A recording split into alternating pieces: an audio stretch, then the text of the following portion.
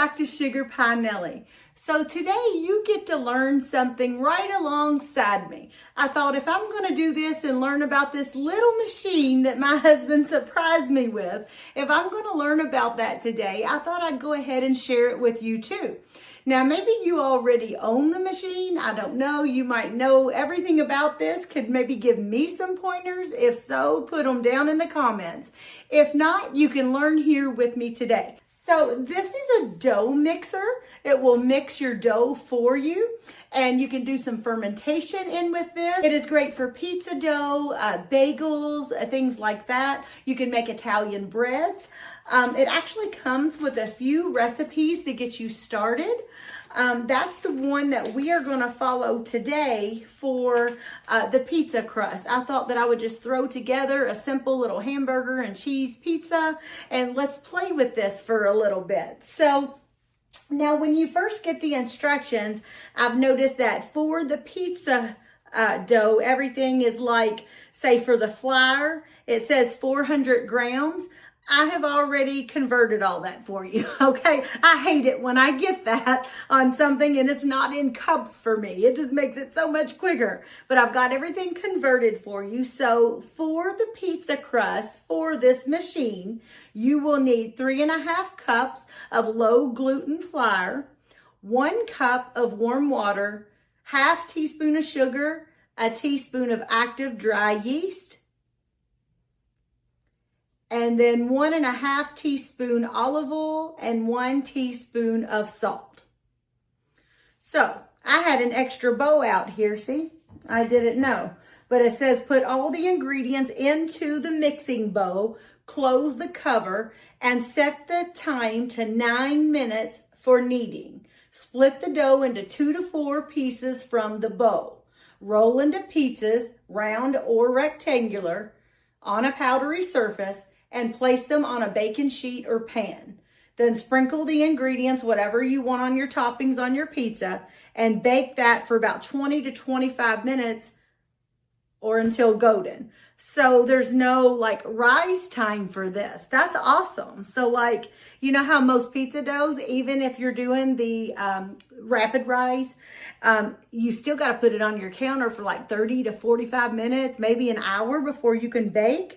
So this thing kneads for 9 minutes and you're ready to make your pizza. So let's give it a try. Let's see what happens. Okay, so it don't have much here, just on the minus button, the plus, this is for your time, dough and ferment. This kind of twists on the stainless steel, and then this little piece comes off for cleaning, and that's what whips your dough around there. So you just kind of put that on there. Yeah, I guess any way is fine. Just checking it, just kind of twist on into place like that.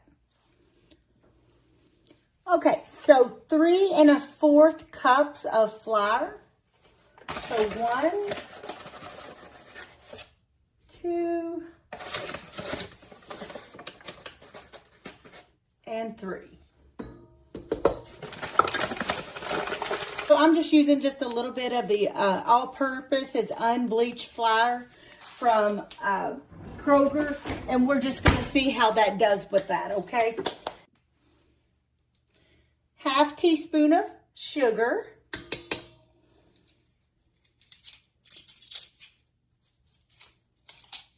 1 teaspoon of your dry yeast. I just buy the active dry yeast from Kroger.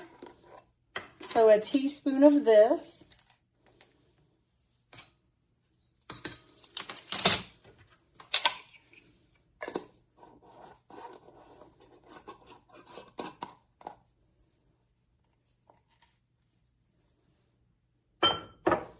And then olive oil, or I like using avocado oil. You can interchange those. 1.5 teaspoons.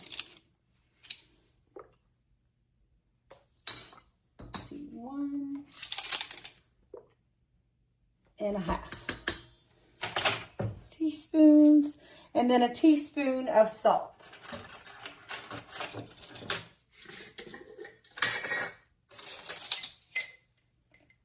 And I just got Redmond real salt. Sprinkle that in there. And then we just need a cup of warm water. And 1 cup of warm water. And then, we don't stir it or anything? I told you, I'm learning here, guys. So put all the stuff in there. Okay, close the cover. It doesn't say to do anything. So close the cover. It's on there. Twist it on. Okay. Okay, now that everything's in there, I read over this. So it says after the power is connected and it's showing 0, 0, this is entered the standby state. Touch the dough ferment once. Got it. The blue light will flash. And the left side of the LED display and the default kneading time of display is 5 minutes. That looks like 5 seconds to me. Touch the plus or minus to adjust the mixing time after setting the time. Touch the on and off to enter the kneading function. During the kneading, the blue indicator light for kneading is always on. When kneading is over, the red light is on. The display returns to 0 and the buzzer will ring. Okay, so there is just a few functions on here. Here's the dough, and then there is the ferment. And this is to adjust your time. So when you turn it on for the first time, for your dough, for your kneading, you're going to press it once. And then you are going to choose your time that you need for that. We're going to go 9 minutes. Now, this is not going to stay in there and ferment like sourdough. But if you would press this again by pressing it twice instead of dough. It's going to go into ferment mode. And then you would set your time however long that you wanted that to ferment for your sourdough. But since we're doing the quick pizza, we've hit it once. Set it for 9 minutes. And then for it to begin, all we do is press on. And there we go.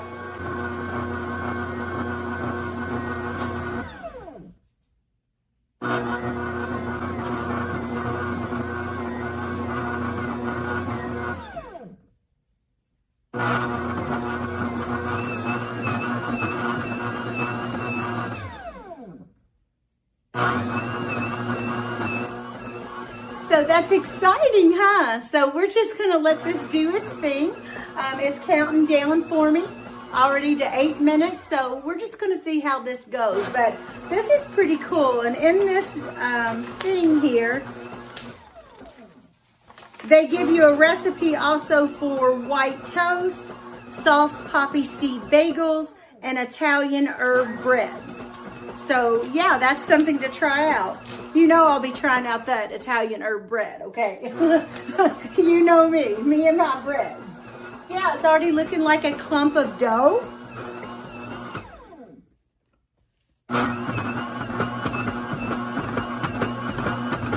So we'll finish that out and we will see how it goes. Okay, so it just buzzed off when it got done and it set the timer back to 0.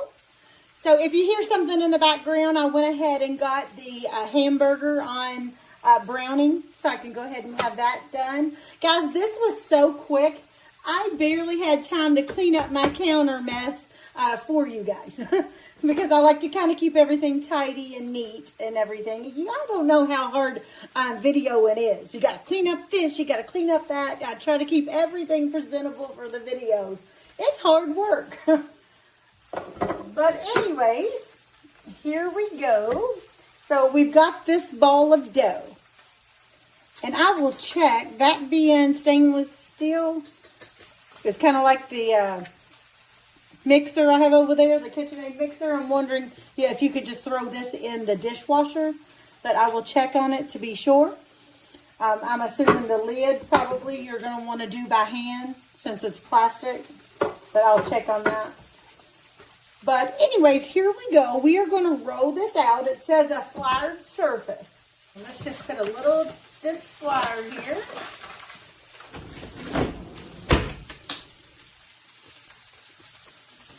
here we go. Now, you guys, this says to break into, and you can take that right out. This says to roll into 4, to break this into 4, but I'm telling you right now, I am not very good at rolling thin dough. Don't laugh. I'm good at cooking, and I give cooking advice, but now you know my downfall. I am not very good at rolling thin pizza dough. That's my confession. Okay, so what we're going to do is we're going to break it into half.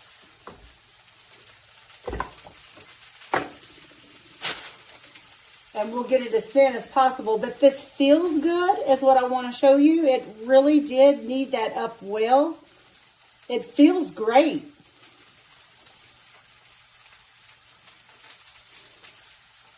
So, I like taking just one of these. Actually, I'm just going to put it right on here. Who needs a floured surface? You can roll it out as thin as possible like this.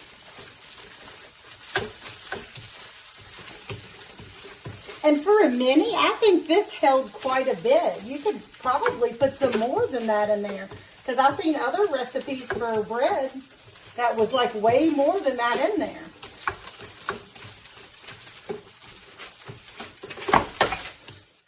So I guess this is for like really thin though. And I don't know if I want it super thin anyway.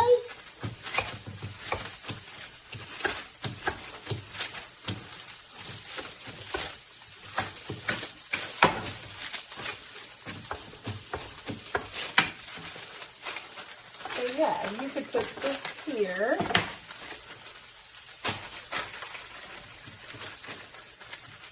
I'm doing that because I think I'm just going to go ahead and put this one on there too. If you was doing like 2 round little pieces, I think this would be fine. But for this amount, little recipe it gave, we're just going to combine these and just go ahead and make one big sheet pan.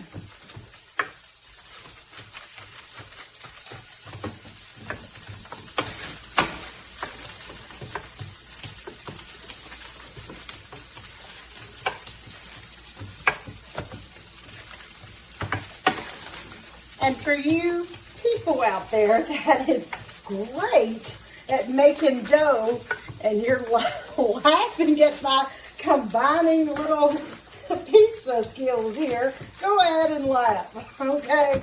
Because the pizza will taste good. This video is about the machine, not Sugarpienellie's rolling out dough method.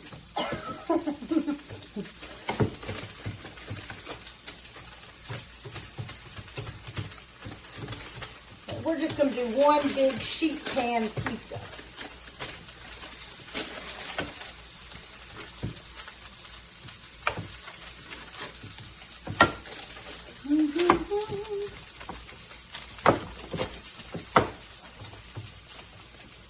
So it's not perfect, but it will get the job done. But I like how it was enough dough for that little recipe. It does cover the entire sheet pan. So we're just going to leave this like this. And then I'll show you what to put on it. Okay, so now for the dough crust, now I may not be a pro at rolling out my dough, but I'll tell you something I am good at, and that is flavoring it. So what I like to do on my dough crust is actually add a little bit of rosemary.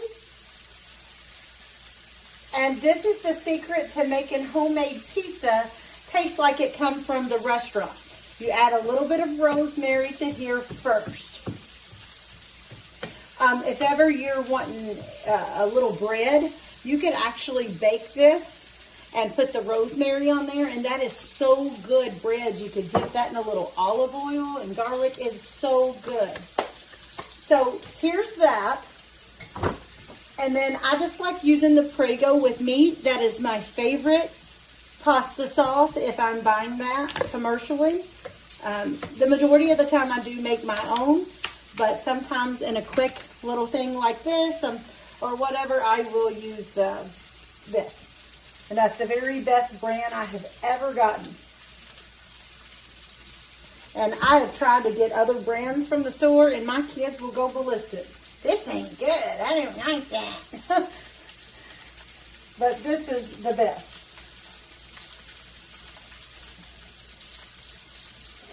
So we're just going to rub that all over.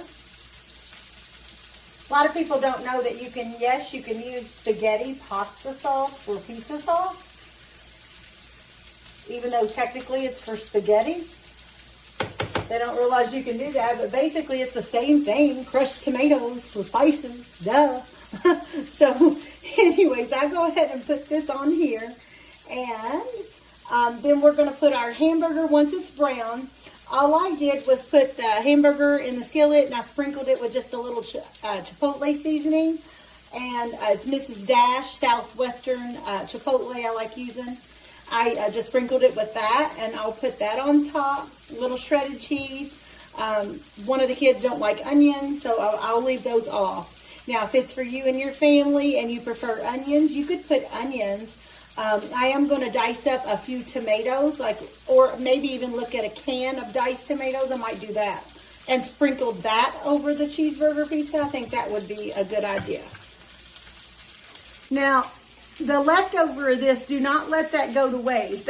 Look how that took very little of that big bottle. I always get that, 67 ounce. So you could either get a smaller bottle of this. They do have smaller quantities. Or you can do like us with that very small amount. That is a spaghetti sometime this week. I could finish this up. Or one of my favorites is doing the Parmesan chicken, where you fry up some chicken, put a little Parmesan cheese, use this for the sauce, whatever's left. There's always something to do with leftover pasta sauce. If nothing else, and you're not going to use it for a little while, it does freeze well. You can put this up in a Ziploc bag, or you could have it into a jar, a mason jar, will freeze, or you could put it in some type of freezer safe container.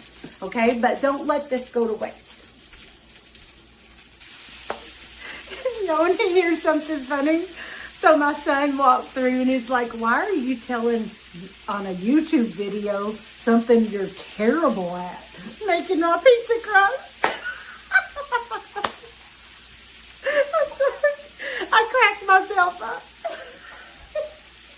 Well, everybody and their mother is on here showing you how wonderful they are in the kitchen. And they're fabulous, and they never make a mistake, heaven forbid. You know, there are some that are strictly perfectionists when it comes to these YouTube videos and things. I'm not that. If you're looking for perfect, you better get on out of here, because I am just winging the videos, okay? I love teaching you how to cook. I love sharing the recipes with you guys, but when it comes to being perfect at videoing and YouTubing and all this stuff and getting it perfect every single time, that's not me. No. So anyways, but if you love growing with me and knowledge and things like that, then this is the channel for you. As I learn, I teach you. So thank you for being here, and let's finish up this pizza. That was funny.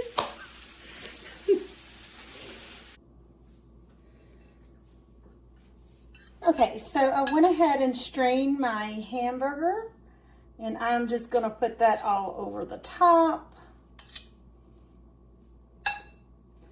And you could do so much with this. You can put, I think I've even showed you guys how to make a bacon cheeseburger pizza. So you can crumble up some freshly cooked bacon over this as well. Onions. You can make this more of a taco pizza and flavor this taco style. Add some Rotel tomatoes if you want the heat for it. There is so much you can do with homemade pizzas. Have y'all ever had that taco pizza? Have you ever went to, I think it's Mr. Getty's, and they have that taco pizza. I don't think they call it that. It's more like a Southwestern Fiesta taco, something. But anyways, they used to have that. I love that pizza. It was a little bit of heat, but not too much. So I just opened up a can of diced tomatoes, and I'm just going to kind of put those all over for an extra little something. Since I'm not doing the onions, it needs a little something. Something. And we're just going to do that.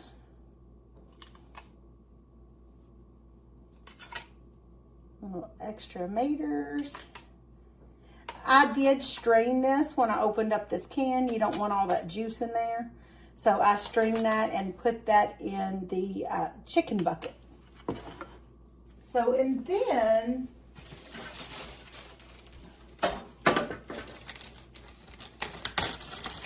I'm just going to take, this is Vermont cheddar. I'm just going to take that and just kind of shred that all over the top.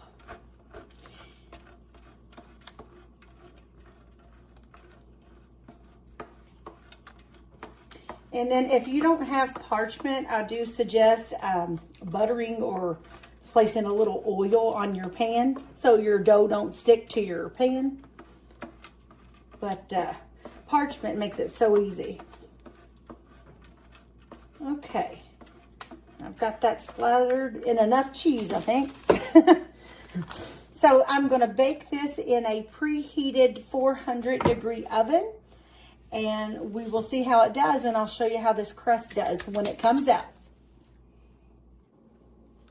Okay, so while we're waiting, I was reading on this, and it says that you can put the stainless steel bowl in the dishwasher, but all the little parts like this or the lid, they are not dishwasher safe. You have to wash these by hand, but it says don't just submerge them down into the water, and don't use anything like vinegar or anything like that to clean these. No Clorox wipes. That's my main go-to, but don't use Clorox wipes or anything like that, but a mild dish soap, and then just kind of washing those off by hand, which it's just this in the lid, so it's not that big bad. Stainless steel bowl itself, I can just throw that into the dishwasher, so that's not bad at all. So this was called, you guys, Angel Mini Dough Mixer. You can get this off of Amazon. I am not affiliated with them or anything like this. This was strictly a gift from my husband.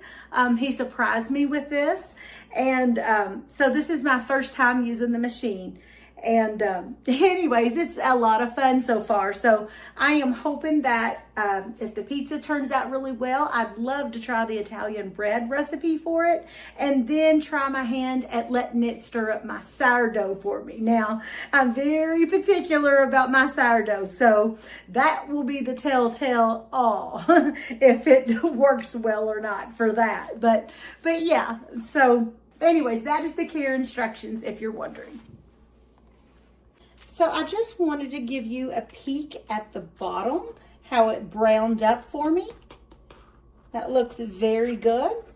And if you wanted a little bit crispier of a crust, you can leave that for just a little bit longer. I tend to like to go for just a little bit, tad more of the softer crust, maybe just a little golden brown on the tops, like that. And of course, no dough. It's not doughy, it's completely done. So this is just a simple little pizza that I threw together for this evening, mainly because I just wanted to use the new machine and give it a try. And so as I perfect that and learn a lot more recipes I can do with that, like Italian herb bread, cheesy bread. Anyways, but when I get a little bit more familiar with it, doing some more things with it, I would love to show you guys some more tips and tricks on that. So put down in the comments, do you have one of those machines, a dough mixer for you? And how does it work for you? Also put in the comments, do you prefer your pizza square or circle? A round pizza. I would like to know. Thank you guys for joining in. Y'all have a very blessed day. Sugarpienellie.